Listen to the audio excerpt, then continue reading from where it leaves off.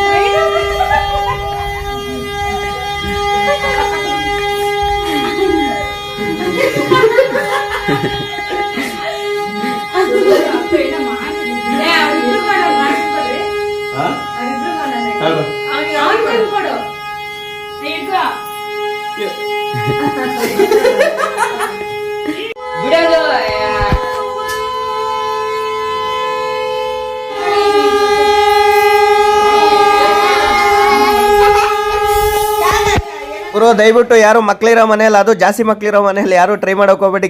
ಕೇಳಿ ನನಗಂತೂ ತಲೆನೋವು ಬಂದ್ಬಿಡ್ತೀವಿ. ವಿಡಿಯೋ ಇಷ್ಟ ಆಗಿದ್ರೆ ಲೈಕ್ ಮಾಡಿ, ಶೇರ್ ಮಾಡಿ, ಕಮೆಂಟ್ ಮಾಡಿ ಫ್ರೆಂಡ್ಸ್.